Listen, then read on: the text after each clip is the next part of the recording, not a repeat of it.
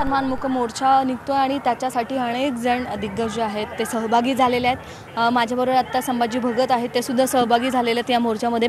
Sir, काय सांगाल? खरं तर नांदेडपासून सुरुवात झालेली या सगळ्याच मोर्चाची आज पुण्यापर्यंत हा मोर्चा आलेला आहे आणि आज संविधान सन्मानमुख मोर्चा असं नामकरण या मोर्चाचं केलेलं आहे। काय सांगाल या सगळ्यांविषयी आणि तुम्ही आज सहभागी होता या?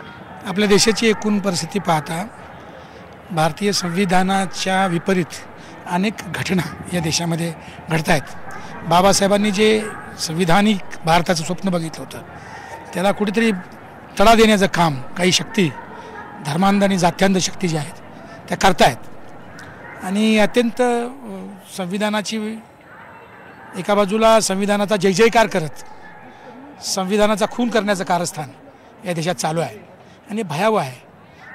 कोणत्याही संवेदनशील माणसाला याचा, नागरिकाला याचा भयंकर मनस्ताप होण्यासारखी गोष्टी घडत आहेत। या संदर्भामध्ये एक गीत जे आहे ते मला सुचलं, ते लिहिलं आहे मी, ओपनिंग आहे त्याची फक्त।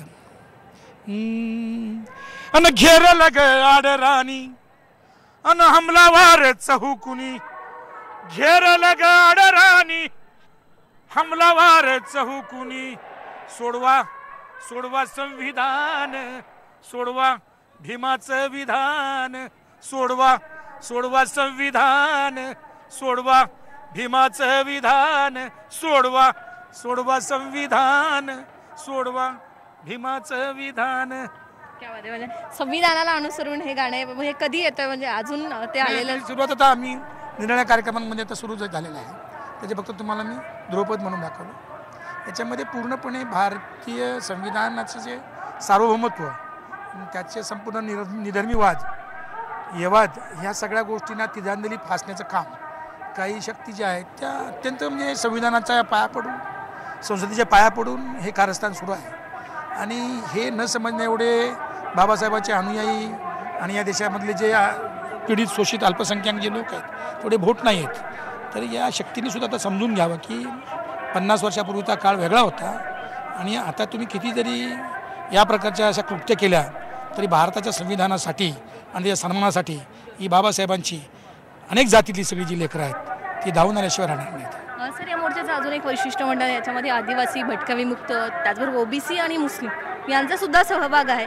काय सांगाल? कुठेतरी हा प्रवाह इतक्या मोठ्या प्रमाणामध्ये आपण पाहतो की वेगवेगळे प्रवाह येऊन एकत्र आलेला हा मोर्चा आहे। बाबासाहेबांचं स्वप्नच होतं की या देशामधला जो शूद्रातिशूद्र आहे फुल्यांच्या भाषेमध्ये, आणि त्याचं एकूण जे शोषण या देशामध्ये चाललेलं आहे त्याचा उद्गार म्हणजेच बाबासाहेब आंबेडकर होते। आणि त्यांना वाटत होतं की कुठेतरी स्त्रिया, भटकी विमुक्त, अल्पसंख्याक आणि दलित या सगळ्या शक्ती एकवटल्याशिवाय या देशामध्ये एक मोठं परिवर्तन होणार नाही आणि त्या परिवर्तनाच्या दिशेने सुद्धा ही वाटचाल आहे। म्हणजे परिवर्तनाच्या दिशेने सुरू झालेली वाटचाल आहे असं संभाजी भगत यांनी इथे म्हटलेलं आहे। आणि एकंदरीतच हा मोर्चा जो आहे तो अनेक प्रवाहांनी येऊन मिळालेला एक वेगळा आपण पाहतोय की त्याचा परिवर्तनाच्या दृष्टीने म्हणत आणि दिशेने त्याचं मार्गक्रमण, ह्या अनेक गोष्टी ज्या आहेत या मोर्चातून पुढे येत आहेत।